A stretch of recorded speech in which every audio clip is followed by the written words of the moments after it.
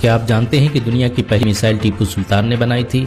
मैसूर के नवाब टीपू सुल्तान ने भारत के लिए जो किया वो आज तक कोई नहीं कर पाया। टीपू सुल्तान के शासनकाल में भारत सैन्य शक्ति के मामले में दुनिया का नंबर 1 देश बन गया था। टीपू सुल्तान की हुकूमत में बंगाल दुनिया का सबसे अमीर राज्य था। बंगाल के लोग इंग्लैंड और यूरोपियन लोगों से बेहतरीन जीवन जीते थे। 18वीं सदी ईस्वी में टीपू सुल्तान भारत के सबसे अमीर व्यक्ति थे। उनके पास इतनी दौलत थी कि वो भारत के किसी भी राज्य को 5 बार खरीद सकते थे। भारत का पहला बांध टीपू सुल्तान ने ही बनवाया था, जो आज के आरएस डैम के नाम से जाना जाता है।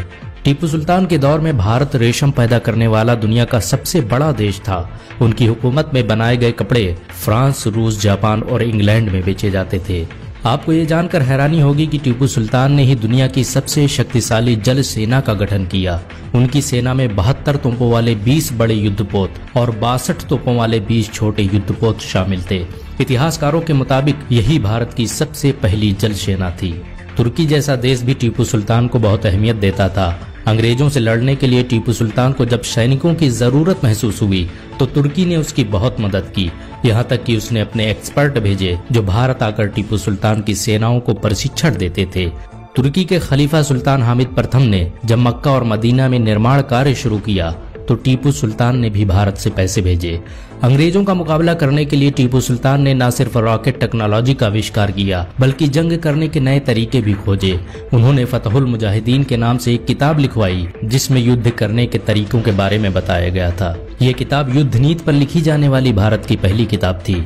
परमाणु बम का आविष्कार करने वाले डॉक्टर एपीजे अब्दुल कलाम के मुताबिक टीपू दुनिया का पहला व्यक्ति था जिसने रॉकेट टेक्नोलॉजी पर काम किया। भारत ने आज जितने भी रॉकेटों का निर्माण किया है वो सभी टीपू सुल्तान की टेक्नोलॉजी पर आधारित हैं।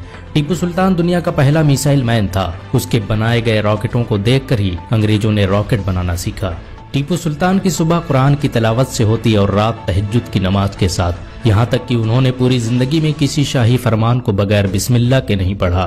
आपको ये जानकर हैरानी होगी कि टीपू सुल्तान ने भारत के 156 मंदिरों को जमीनें और गहने दान में दिए। उन्होंने कर्नाटक के श्रृंगेरी मठ को काफी दौलत दान में दी, जिसे बाद में मराठा के हिंदू शासकों ने लूट लिया। टीपू सुल्तान द्वारा कांची मंदिर में दिए गए दान को इस मंदिर में दिया गया सबसे बड़ा दान माना जाता है। उनके द्वारा दान में दिए गए 10,000 सोने के सिक्कों के कागजात आज भी मंदिर में मौजूद हैं।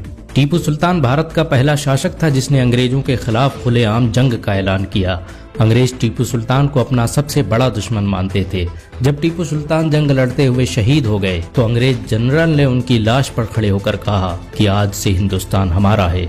टीपू सुल्तान ने कभी अंग्रेजों से समझौता नहीं किया। वो अक्सर कहा करते थे कि मेरी जिंदगी अगर इस देश के काम आ जाए तो इससे बेहतर और क्या होगा।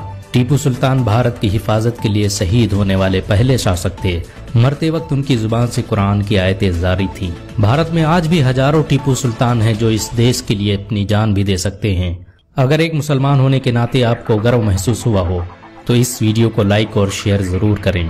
ऐसी और वीडियो को देखने के लिए हमारे चैनल को सब्सक्राइब करें, घंटा जरूर दबाएं।